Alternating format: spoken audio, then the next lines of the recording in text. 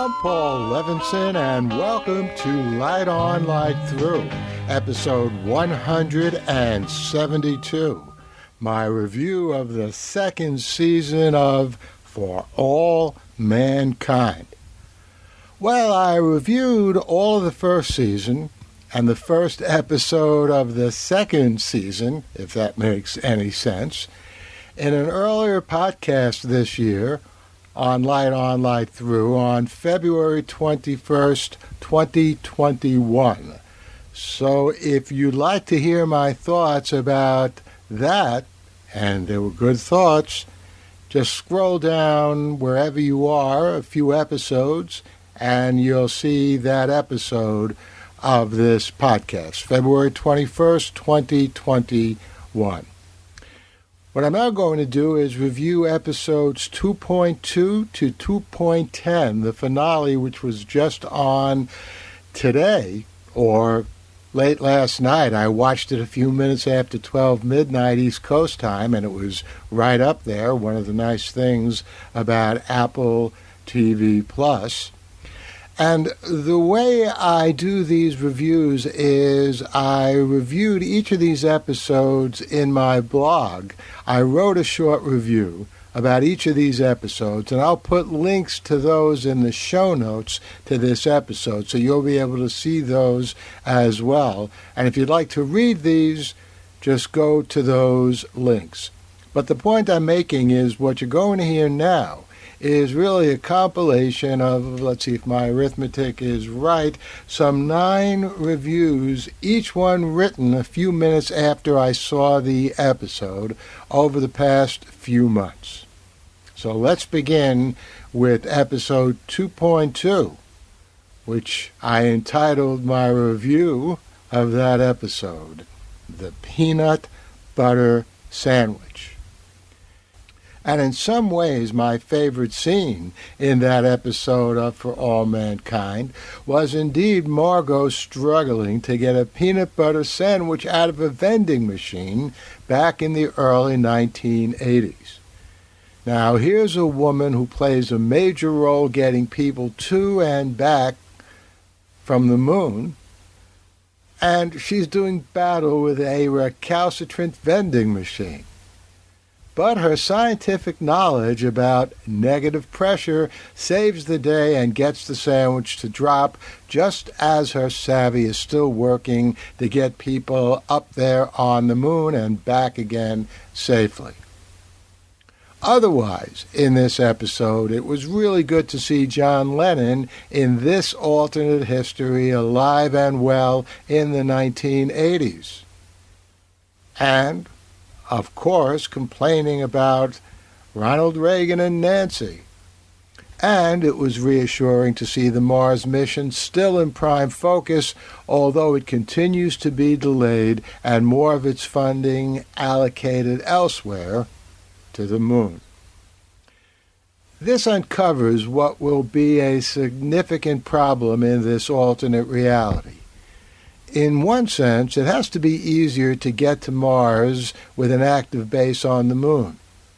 On the other hand, the needs of the moon base will divert attention and money from a voyage to Mars. For that reason, we may have an easier time getting people to Mars in our reality with nothing much on the moon at present other than grand memories of the past. I'm just saying that rhetorically. I have a feeling everyone's going to get to Mars in For All Mankind a little sooner than we are in our reality. Now, there's a question of who may be on that first ship with people to Mars, and that was also answered in part. 2 people who were on the moon, Danielle and Gordo, are slated to be going back there. My guess is, before this season is over, Ed will be back in space too. I'm hoping that he'll be on the first voyage to Mars. Well, in my review of For All Mankind episode 2.3, I entitled that review, quote, Guns to the Moon, unquote. It was a remarkably un-lunar episode, 2.3 was, that is, with almost no new action on the moon and barely a smidgen of alternate history. In fact, the closest this episode got to the moon was the hotly debated option of arming Jamestown so our astronauts could maintain control of the lithium mine the Soviets stole from us up there. And a good debate it was. Decided, of course, in favor of arming our astronauts. Meanwhile, down here on Earth, Tracy's take on Ed allowing Gordon to go back to the moon is, quote, boys will be boys, unquote. She's upset because she doesn't want the story of her going back to the moon to be the once married couple back together again on the moon. You know what? I'm with Ed and Gordon on this one, but I guess that proves Tracy's point of boys will be boys. Now, Ed also figured in the other big part of this episode's narrative, coming to terms with the loss of his son Shane last season. The emotion was important and the acting good, but the situation was a little obvious. Adopted daughter Kelly wants to go to Annapolis. I'd say here that, in general, the family-focused episodes of For All Mankind work best when set against people pushing the boundaries of humanity up onto the moon, or at least on the way to the moon. This brings us to episode 2.4 of For All Mankind. I entitled my review of that, Close to Reality. And I'll start this part of the review by saying I thought episode 2.4 up on Apple TV was my favorite episode as of then of this second season. And the reason is that for a variety of reasons, it coaxed me into nearly believing that this alternate history was a real history, and what I was watching on the screen was a true story of astronauts who had made it to the moon and were really planning on riding to Mars someday soon in those early 1980s. This episode really felt like that was the way it truly was and was supposed to be, the way it was meant to be. And we are the ones living in the alternate reality of coming out of a pandemic and all that when we're not watching For All Mankind on the screen. John Lennon not assassinated and organizing a conference for peace in the early 1980s was one big reason. The Pathfinder as a ship that will go to Mars and how it will be crewed was another reason. Both of those developments seemed as natural and as meant to happen as the sun rising tomorrow. And I, for one, also liked every single one of the personal stories in this episode. Molly appointed by Ed to take over for him at NASA after he appoints himself to lead the mission to Mars, that felt just right. So did Ed's giving Danielle the captain's seat in the moon mission. Even Tom Paine seemed the most human he's been in this series. And it was inspiring to hear how much he, too, believes in our future in space. The very ending of this episode, of course, was literally and figuratively a call back to Earth. One way in which the alternate reality of For All Mankind and our real existences do coincide is that even getting slightly off this planet always carries spur-of-the-moment life and death risks.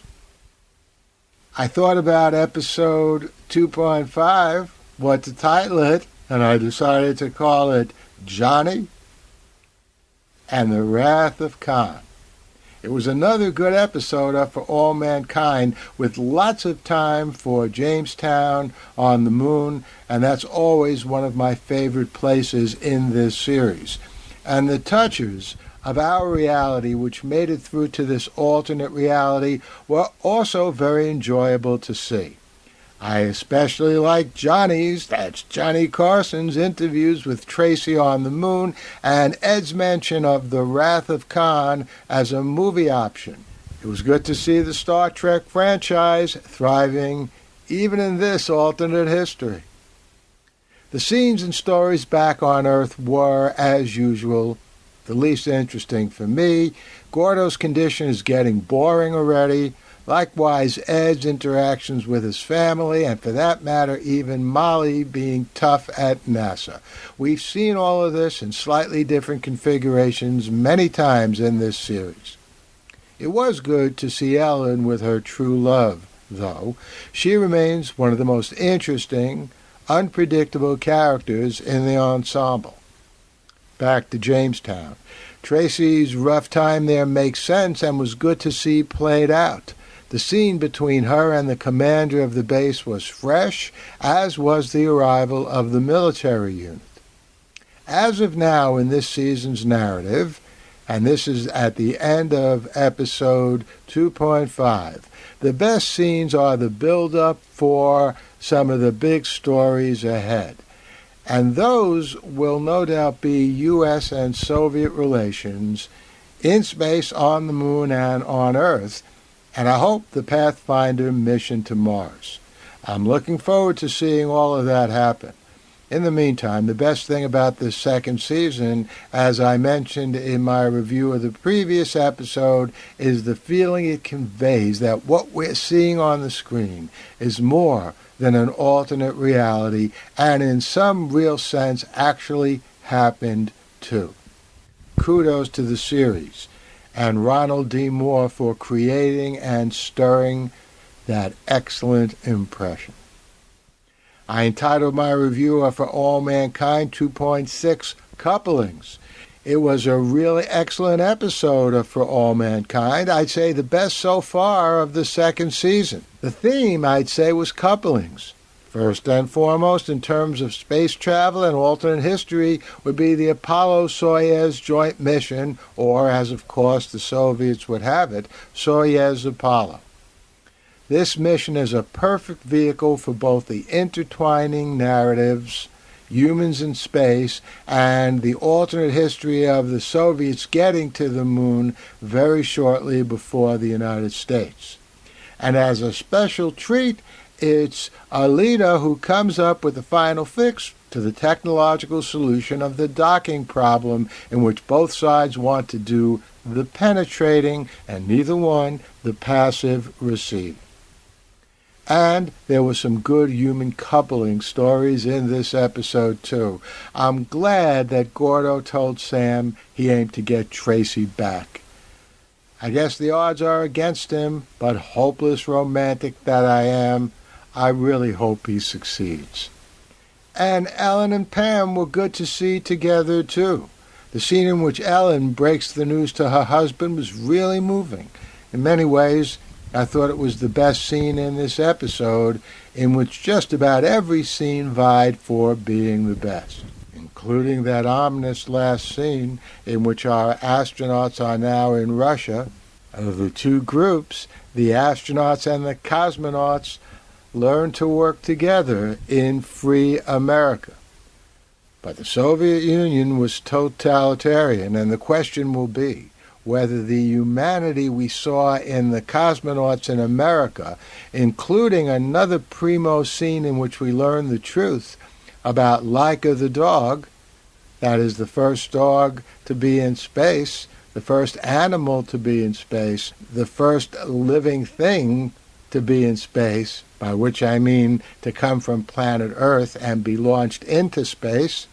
Probably there are billions of living things way out there in space, in other solar systems, maybe even in this solar system, and in other parts of the universe that we don't even know about. But anyway, it was good to find out the true story of Laika, and the question at the end of this episode is, will that good relationship between astronauts and cosmonauts in America survive? on the other side of the world. I entitled my review of For All Mankind 2.7 Alternate History Surges. It was a flat-out great episode of For All Mankind 2.7 was, that is, with some of the best alternate history gambits of the seasons. And it propels this episode into being one of the best episodes, I'd say, in the overall series. In my never humble opinion, that is. First, the minor alternate history stories were fun as always, like Jimmy Carter being a senator from Georgia. But there were two major alternate history changes which were not only jolting, but put the narrative on a new course. One was Thomas Paine in Korean Airlines Flight 007, shot down by the Soviets with no survivors in 1983. Now, in our off-screen reality, Paine served as NASA administrator only from March 1969 to September 1971. That was the period in which we, of course, landed on the moon. His ambitious subsequent plans for Americans in space, however, including a mission to Mars in 1981, well, those fell on deaf ears with President Nixon, making Nixon, in my book, one of the worst impediments to space travel in our history. In our reality, Paine died of natural causes in Los Angeles in 1992. And For All Mankind, Paine is appointed to NASA by Reagan. President Ted Kennedy went with some other administrator, and Paine is a dynamic and important character in this season. So his death in KAL 007, in addition to putting a real historical character into a passenger plane that was notoriously shot down, itself a bold move, well, that sets in motion all kinds of highly significant developments. Ellen becomes acting NASA administrator, Reagan becomes more aggressive towards the Soviets, and the Apollo-Soyuz joint mission is stalled. Which brings us to the second major alternate history development in this episode. We learn, almost offhand, that the Challenger won't blow up. The O-ring problem is discovered before it can do any tragic damage. And in a brilliant story development, in this episode, the Soviets have stolen our plans for the space shuttle, including the defective O-ring design, before the defect was discovered. Margot has a dilemma. She's told not to tell the Soviets about the O-ring flaw. After all, they not only stole our shuttle plans, but shot down KAL 007, which killed Tom Paine. But as someone who is ultimately most devoted to humans in space, transcending national rivalries, Margot can't bring herself not to warn the Russians. In effect, she embodies the series title For All Mankind. Look, it's a difficult ethical dilemma, and I guess that Margot's decision won't receive universal acclaim from all viewers. The ending of the episode, though, in which Tracy, on Reagan's order, retakes the Soviet base on the moon, which they took from us, is indisputably a reason for cheering, I'd say, and a good way to conclude this superb episode. Next, For All Mankind, episode 2.8, which I think of as really lost in translation.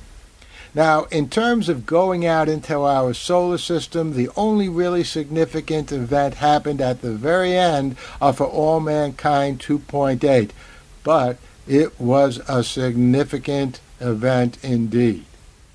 We, the Americans, killed one Soviet cosmonaut and barely wounded another on the moon. Our astronaut Marines thought the Soviets were reaching for a weapon when they were reaching only for a translation card. This brings a whole new devastating meaning to lost in translation. because what has now been lost in this alternate history is the very thin veneer of peace in space, the for all mankind mantra that is the very title of the series. Now, true, the Soviets took that lunar base from us, but surely there had to be a better response than bringing our violence on Earth up to the moon. That repudiation of peace, though, is consistent with the Ronald Reagan we know from our own reality. Although his anti-ballistic missile Star Wars initiative, which by the way I strongly supported, undermined the Soviet Union and got it to crumble, Reagan's militarism in South America, in the Nicaragua Contra business, almost led to the undoing of his administration. We were provoked in both realities. True, ours and the one and for all mankind, by the Soviet Union shooting down of the civilian KAL-007 airline, but sending a military force to the moon with shoot-to-kill orders if necessary, I'd say was not the way to go. The U.S. in this alternate history also wants to arm the Pathfinder flight to Mars. This would not be to fight off Martians. In our reality, again, Trump initiated the Space Force. Now, I'm all in favor of military in space if we're talking about Captain Kirk and the Federation.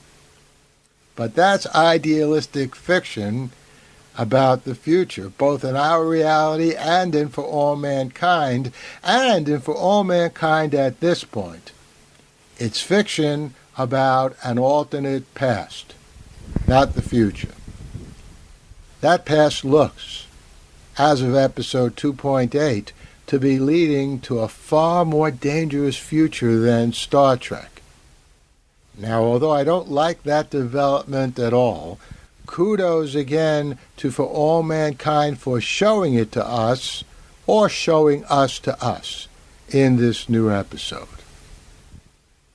Next to last episode of Season 2, 2.9, I think of as relationships, and that episode was a night for all kinds of profound changes in relationships in For All Mankind, in addition to some of what happened on the moon. Here are the changes. Karen told Ed she slept with someone last week, but didn't tell him who. My take, she shouldn't have told him about last week at all, especially when he was on the verge of blasting off on a new mission. Ed couldn't quite blast off, though, with a woman he later meets at a bar. Apologies for the pun. I was sorry to see that happen, though.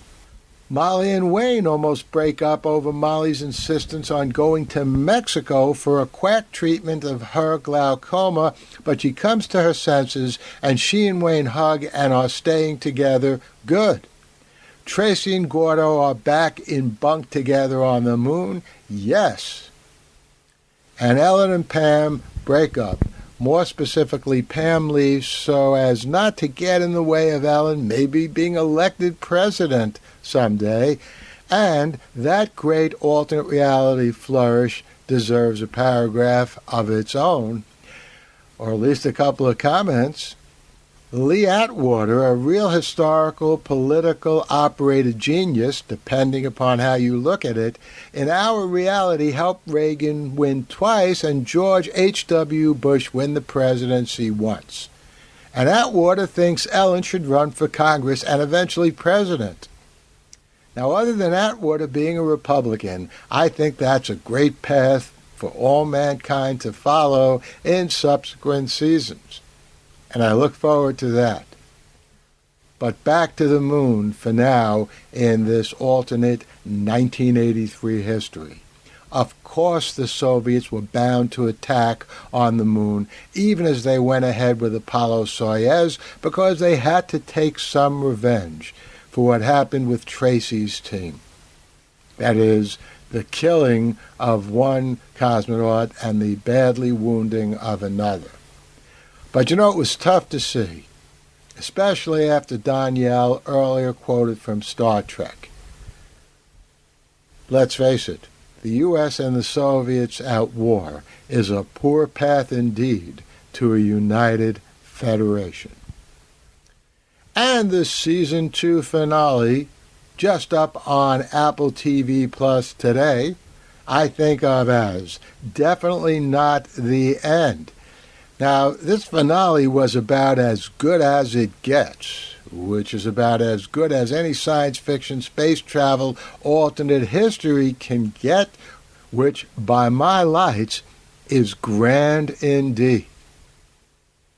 And apropos space travel, the finale covered all the bases.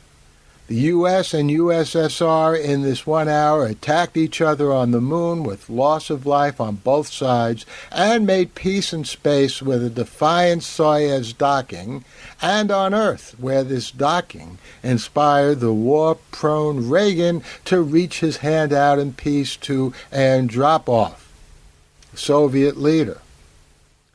I have to say, though, that in the alternate history news clip of their meeting, that is Reagan and Andropov, it sure looked to me like it was Reagan and Gorbachev at the meeting, not Andropov. But, okay, no problem. Maybe that's just me.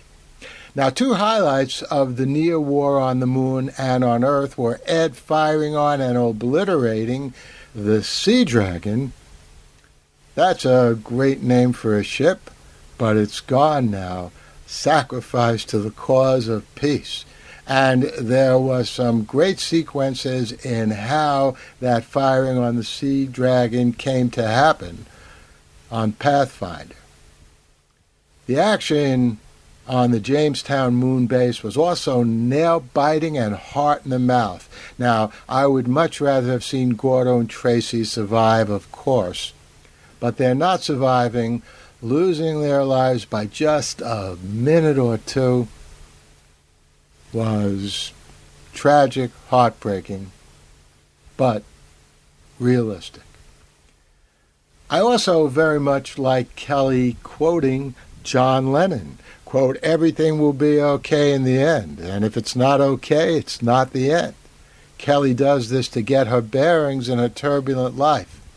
Now that quote does not come from a John Lennon song that we know. It's not even certain that the quote comes from Lennon. He might well have heard it from the Maharishi. But maybe, in the alternate reality that is for all mankind, John Lennon really did say this. He wasn't assassinated in that reality, and the world of the early 1980s therefore has had a few precious more years to get to know Lennon and his work, and that's more than fine with me.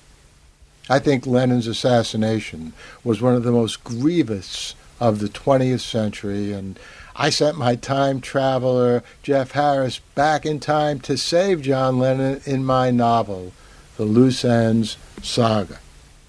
You can find a link to that in my show notes, too. I'm not going to tell you if Jeff Harris succeeded. I will tell you, though, that I love the very ending of this second season of For All Mankind. We humans on Mars in the year 1995. That's what may well have happened had the Soviets beaten us to the moon in 1969. That's really what For All Mankind is all about, and we'll see that play out next season. Now, I sure hope we see that by the end of this decade in our reality. In the meantime, I'll watch the third and every ensuing season of For All Mankind and be back here with reviews. Thank you, Ronald Moore, and everyone who has put together such a wonderful alternate history space travel series. The Light on Light Through podcast. Well, I hope you enjoyed that review of the second season of For All Mankind. I'll be back here soon with another episode of Light On, Light Through. Could be another review, could be political commentary, who knows. In the meantime, stay safe, stay well, and enjoy.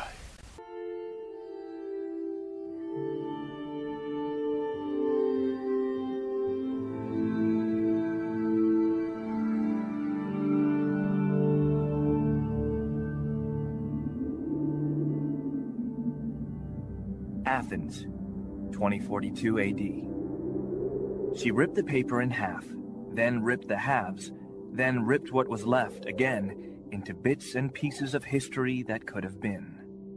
Sierra Waters had read once that, years ago, it was thought that men made love for the thrill, while women made love for the sense of connection it gave them.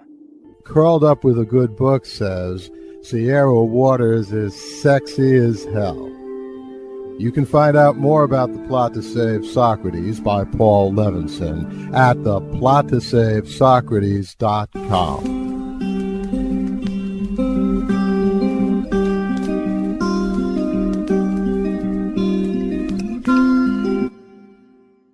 Paul Levinson spilled code about an ancient biotech war raging on in secret for centuries.